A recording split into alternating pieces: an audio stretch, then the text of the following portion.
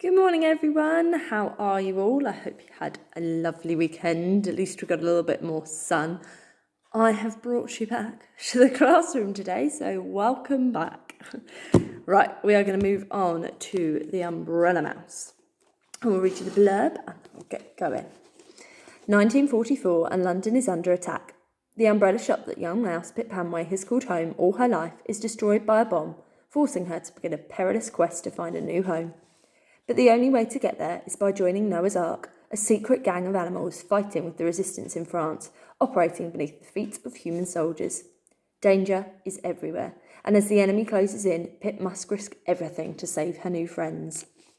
Okay, now I warn you, there's German and French and accents and weird place names in this, so just bear with me on some of my pronunciation. Right, Chapter 1, James Smith and Sons, Umbrella Shop, London, 1944. The grandfather clock had just struck 5 when Pip Hamway saw Mr. and Mrs. Smith for the last time. Watching them closely, with her whiskers twitching on her cheeks, she peered out from under her umbrella canopy and tightened her tail around the end of one of its metal ribs, hoping more customers would soon visit the shop to tell more stories of the far-flung places that she dreamed to see. Mr. Smith was standing behind the long mahogany counter, smiling at his wife as she dusted the umbrellas in the shop window.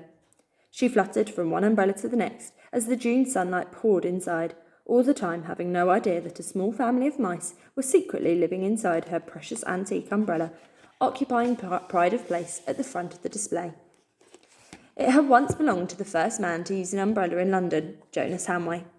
His great-nephew donated it to the first James Smith over 100 years before, and when Pip's father's family moved into the building shortly afterwards, they made the Hamway umbrella their home. They became the first English mice, so proud of their house and its owner that they named themselves after Jonas Hamway himself. Nevertheless, if Mrs. Smith had known they were there, Pip thought, with a giggle that crinkled the fur on her nose, she would have pulled up her skirt around her knees, climbed on top of the shop counter and screeched like a kettle bubbling on the stove. There's little pictures. There's pictures every now and then. Let me just show you this one. Pip and every other Hamway mouse before her had passed their days in the same way. As the red buses rumbled past the shop on Bloomsbury Street, Pip and her parents secretly nestled together, high up inside their umbrella, where it was safe and dark, and when they weren't sleeping, watched customers come inside James Smith and Sons to buy Mr. Smith's handmade umbrellas. The shop was always busy, despite the country being at war for the last 5 years. "As long as there's rain, there's business," Mr. Smith would say, even when there was not a cloud in the sky. "If we go back to Gymnasium in the summer, we might melt like the ice cream," Mrs. Smith was saying for the second time that day. "And you know how Peter hates feeling too hot." She had spoken about Gymnasium every breakfast, lunch and supper since their son Peter was sent to fight in Normandy 3 weeks before. The little Italian town had the only umbrella museum in the world, and Mr. and Mrs. Smith had been planning to take the Hamway umbrella there for years to organise a special exhibition with the owner of the museum. When Peter came home at the end of the war, they were all going to go on holiday to see the museum again, high up in the northern Italian hills, where they could eat vibrant food one could only dream of in wartime. Pip grinned mischievously. Mr. and Mrs. Smith didn't know that the Hamway mice were joining them. It was going to be the first time Pip would meet her Italian aunts, uncles and cousins, who her mother had left behind on her own adventure to see the world. She had stowed away inside an antique lace parasol Mrs. Smith had bought for her historical display inside the shop, and it was love at first sight when she arrived and bumped into Papa late one night, nibbling crumbs behind the kitchen bread bin. "Did you hear that, Papa?" Pip squeaked excitedly. "Ice cream!" "Shh!" Mama and Papa scolded from the nest of fluff, an old newspaper, cleverly tucked away behind the top notch at the highest point inside the umbrella canopy. And Pip knew why. Many Hamway mice had been snapped in a trap, including their last surviving relative, Great Aunt Marble, who could never resist one last bite of biscuit in the upstairs tea cupboard.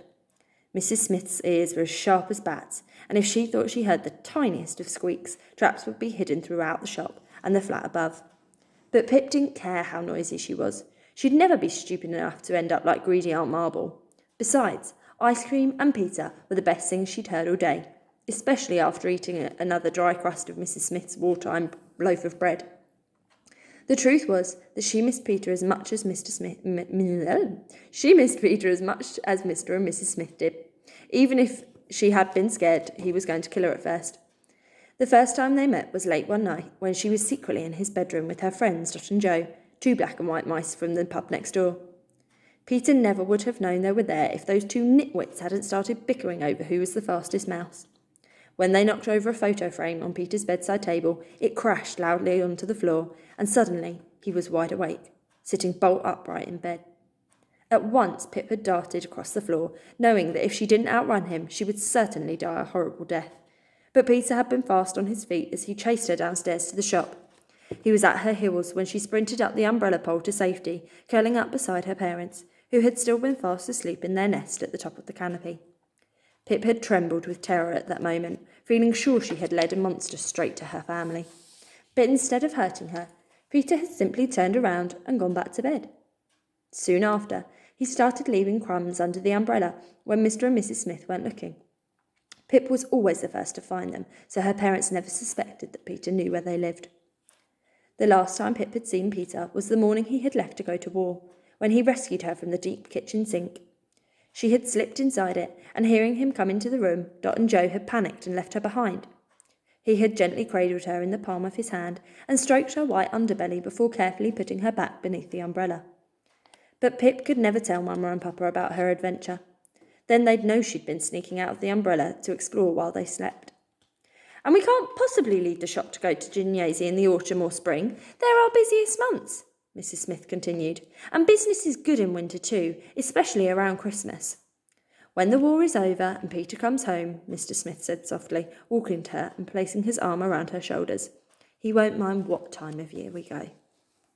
His voice had quivered with sadness, and he stopped to clear his throat before continuing. The truth was that even if Peter did find his way home, he would no longer be the same boy that Mr. and Mrs. Smith knew. He was a man they could not protect from the cruelty of war, and those men didn't often go on holiday with their parents. And he'll soon be home, love, Mr. Smith said, tenderly kissing Mrs. Smith's forehead, her eyes at once filling with tears. Can feel it in my bones. A knot of worry tightened in Pip's stomach. For the last 3 weeks, everyone who came into the shop had been talking about the D-Day landings in Normandy and how many thousands of soldiers had died in the battle there. A brass bell jingled loudly as the front door to James Smith and Sons swung open, and a young woman with brown hair tied back with a green ribbon stepped inside. Bedtime soon, Miss Pip, Mama said from high up inside the umbrella.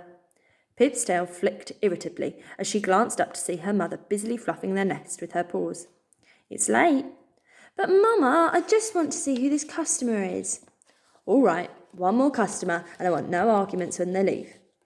Why is it, Pip thought with a frustrated sigh, that those few extra minutes before I'm meant to be in bed are always the most fun and quick to pass? She hoped this girl was interesting and stayed a while. Good morning, Mrs. Smith said, approaching the young woman across the shop floor. Can I help you? Hello, she said, closing the door behind her with a final rattle from the bell. She smiled warmly. Yes, I would like to buy my father a birthday present. We have a number of gentlemen's umbrellas here. Do you think he would like a solid stick? Mrs. Smith said, pointing to a plain wooden-handled umbrella in a nearby display, or a carved one. We have all sorts of animal heads, if you think he would like one of those.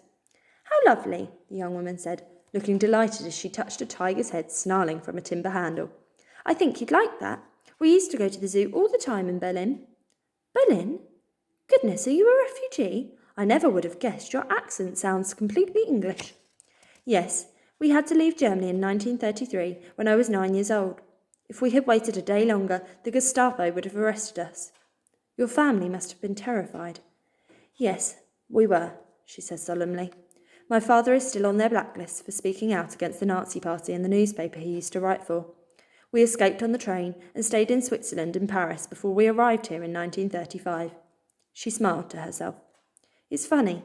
I must have lost my accent in the last 9 years, although I have never forgotten my German or French. She paused and shook her head sadly. We were very lucky. After all the terrible things that have happened in my home country, I can't imagine ever living there again. I think England is where I belong now. And you're very welcome here, my dear, Mr. said with a kind nod of his head. So is your father, Mrs. Smith said, nodding too. And as an honorary Englishman, he really must have an umbrella. I'm afraid he may never get used to the cold and damp weather we have here, but a fine shelter from the rain will help. You should try the winter in Berlin, she laughed, turning back to the carved umbrella handles, her eyes narrowing slightly as she made her decision. I think he'd like that one with the mouse carving, she said, pointing to it. It's his nickname for me. And he's always trying to catch them and set them free in the park. Pip let out a muffled squeak of joy. She always liked it when people picked the mice umbrellas. Very good choice, Mrs. Smith said. Shall I wrap it for you? Yes, please. Follow me, she said, leading her to the far end of the shop's long mahogany counter. Which wrapping paper do you think your father would like? Behind them, the front door jangled open again as another customer arrived and closed the door behind him. Recognising the man taking off his fedora hat, Mr. Smith briskly approached him while Mrs. Smith chatted to the other woman on the other side of the shop. Papa! Pip cried with excitement, immediately remembering the man's stern, unremarkable face. Shh! Pip, for Whisker's sake, Mamma said. He's the spy man, she whispered as loudly as she could. He must have come to collect the umbrellas we found in the downstairs workshop. Let me have a look, Papa said, eyes twinkling with enthusiasm. Hastily clambering out of their nest and down the pole of the Hanway umbrella, Papa expertly hopped and jumped along its metal stretchers to meet Pip, wrapping his tail around the end of one of its metal ribs to peer out from under the canopy onto the shop floor. It's a pleasure to see you again, sir, Mr. Smith said, warmly shaking the man's hand. Please wait here. I'll be back with your order in a moment. Mr. Smith turned away and stepped behind the shop counter. As he disappeared through a swinging door that led to the downstairs workshop, the man patiently waited under the shop's butter-coloured signs. His eyes drifted over big Victorian lettering, which read Jane Smith and Sons Umbrellas, and the framed black and white photographs of Mr. and Mrs. Smith and their umbrella manufacturing ancestors proudly hanging on the wall behind the shop counter. It's definitely him, Pip said, speaking rapidly. She had been hoping to see this man again. There wasn't another customer like him. He had been in the shop a month ago and quietly given Mr. Smith technical drawings to build 3 special umbrellas that Pip and her parents had then searched for in the downstairs workshop. Each had something very secret woven into its design. One handle separated from its umbrella pole to reveal a hidden blade of a sword. Another had a pull-out poison bottle camouflaged in the hook, while the last umbrella had a secret button concealed in the ear of a carved wood dog handle that burst its canopy open. You're right, Papa whispered, with a grin that creased the fur around his eyes. He'll be a member of Churchill's secret army, fighting to defeat the Axis powers. Only the very bravest souls survive. Most of the time, nobody knows who they are. They could be anyone from Peter to Father Christmas. And he'll be giving his special umbrellas to secret agents in Europe, probably the French resistance. Although a hidden button in an umbrella handle isn't that special. We have one on ours. Look. He proudly pointed to a paw of one of the fig leaves carved into the umbrella handle. The King of Persia gave this to Jonas Hanway when he was on his travels there. It's very special to have a silver handle inlaid with gold like ours. Yes, I know, Pip interrupted, sullenly rolling her eyes with boredom. The last thing she felt like was the same old history lesson from Papa. Jonas Hanway, the traveller and the charity man that built the hospitals, who was the very first man to use an umbrella in London, she said, huffily predicting what he was going to say. You've told me about him 1,000,000 times. Mr. and Mrs. Smith waffle on about him at every chance they get as well. Knowing how you got your name in your home is no boring matter, young Pip, Papa said angrily, his whiskers drooping with hurt. Your great-great-great-great-great-grandfather took Hanway for our family name because he admired Jonas Hanway for all the kindness that he showed to those worse off than him. That's something to be proud of. Furthermore, this umbrella is one of the first to be used in England. Just think how common they are now. You live in a piece of history. Not only that, your family has been inside this umbrella since James Smith and Sons umbrella shop was built over 100 years ago. That's rare, my girl. I know how important our home is, Papa, she snapped, her hackles bristling with impatience. You tell me the same stupid story all the time. Right, enough of that temper, Pip, Mamma said, firmly standing by their nest with her paws on her hips. You're tired. It's time for bed now. Just 1 more minute, Mamma, she protested, craning her neck to see Mr. Smith hand the man a long parcel wrapped in brown paper and tied with string. After shaking Mr. Smith's hand, the man turned to the shop's front door. Pulling it towards him with a clang from the bell, he paused to hold it open for the young woman, smiling gratefully as she passed through, with her father's birthday present tucked under her arm. After giving a brief official nod, the man put his fedora hat back on his head, stepped into the sunshine, and faded into the endless crowd walking up and down Bloomsbury Street. No, Mama said. The shop will still be here tonight when it's safe for us to go outside. But there won't be any customers. They'll come again tomorrow morning. You can listen to more of their stories then. Come on, madam, Papa said in that tone that Pip knew was pointless to argue with. Besides, all the customers had left now, and she couldn't think of another excuse to stay up longer. The shop would be closing soon. Off we go. Hopping from one metal umbrella stretcher to another, they scaled the pole to their nest. Pip yawned loudly, knowing that if she behaved now, Mama and Papa would never suspect her of sneaking out of the umbrella once they were asleep. Then she'd be free to listen to whomever she likes and explore whatever part of James Smith & Son's umbrella shop she wanted, so long as she stayed out of sight. She smiled to herself excitedly as she curled into a little ball beside them and rested one of her big ears against Mama's soft, furry chest. Pip was soon asleep, but years of practice meant she was wide awake again within a few hours. She listened to the even, fluttering thud of her mother's heartbeat and waited for the gentle rumble of her parents' snores before she silently sneaked back down the umbrella pole to watch the customers come into the shop once more. The grandfather clock clunked mechanically as if it was clearing its throat, and Mrs. Smith glanced at its handsome brass face as its familiar melody began to strike 5 o'clock. It was just before it finished playing the Westminster chime that it happened. As if from nowhere, a terrible crash thundered through the shop, and nothing was ever the same again. Ooh, okay, I will see you again tomorrow for chapter 2. But just before you go, there was something I should have mentioned right at the start. So, as you can tell, this is largely about animals. Now, all of the animals in this story, see, I didn't realise this until I read the author's note at the end, but it's no use really having it at the end, so I'm going to tell you now. All of the animals that we're going to meet in this book are actually based on real humans during the war. So the author researched real humans and real soldiers and turned them into animals. Okay, so everything you read about is based on true fact. So that's quite interesting. Okay, I hope you're looking forward to tomorrow, and I will see you then. Have a lovely day. Bye.